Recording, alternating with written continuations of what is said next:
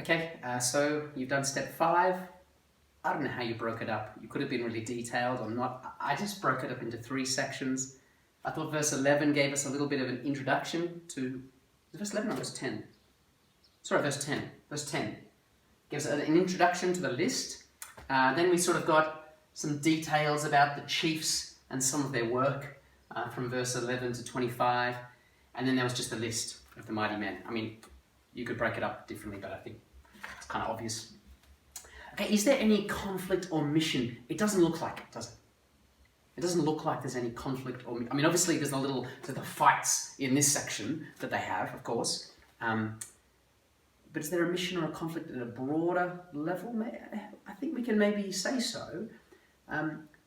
What this passage is trying to do more broadly outside of our passage, I think, is show us, and I'm thinking of the purpose of the whole book here, to show us that David is really the king and Israel needs to be behind him.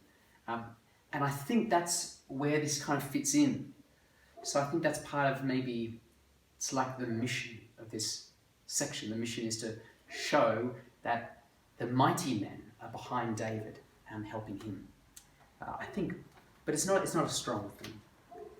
Okay, let's do step 6 together. A detailed analysis of the passage. We think first about characters. Did you think any of the characters really developed in a significant way in this section? I don't think so. I didn't really spot any that did. They're quite flat. What were they? Mighty. They were mighty at the beginning, they were mighty at the end. Yeah, not much development. Cool, but flat. Next thing, repetition. Words, themes, scenes. Mighty. I did notice the word mighty, at least in the NIV, was used 6 times in our passage, so obviously it's important. Other things? Are there any kind of these scenes in the middle here that remind you of anything else? Nothing came to my mind. Are there any important speech moments?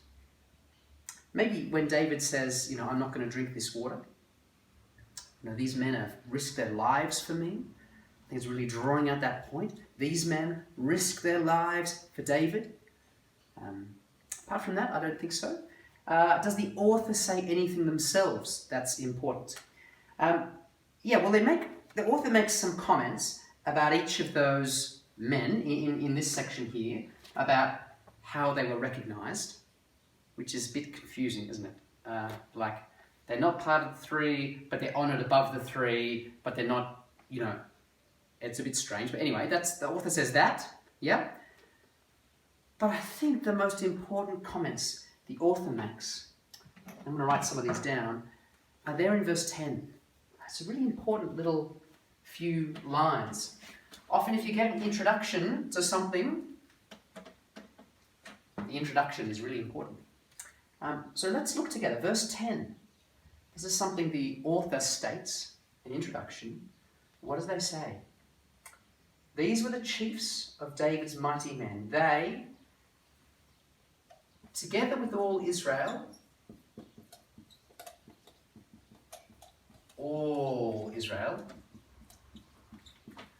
what did they do? They gave his kingship strong support. 1, give David's kingship strong support. So support, they're behind it. They're supporting it. And also to extend it. So they give it support for a purpose, to extend it. 2, they give it support to extend the kingship.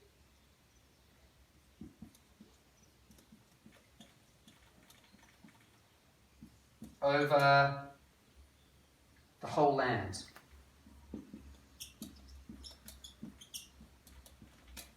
Over the whole land. And I think this last bit is really important. As the Lord had promised.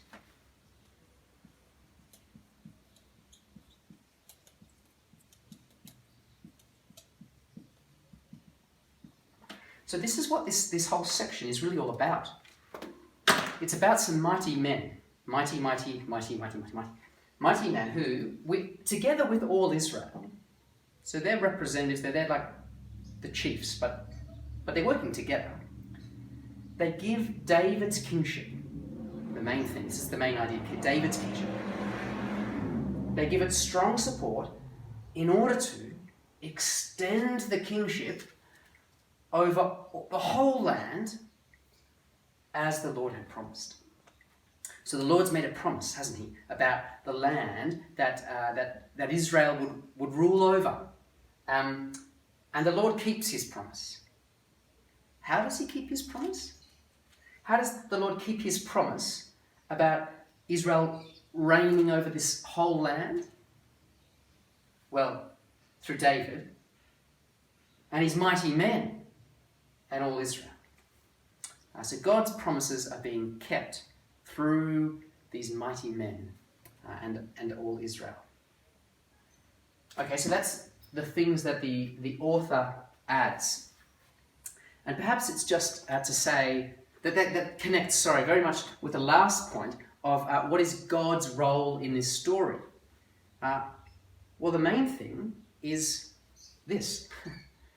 The main thing is that he has made a promise and he is going to make it happen through these guys. Okay, I hope that makes sense. I'm sure you've got other things to add in as well.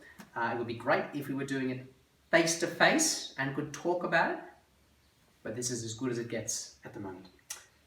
Right, let's now take a step back. We've looked at the story, we've focused in. Step 6, now we want to zoom back out. Go back to the bigger Russian doll. Step 7, where does this fit in the bigger story of David and the bigger story of the Bible? Go to it, step 7.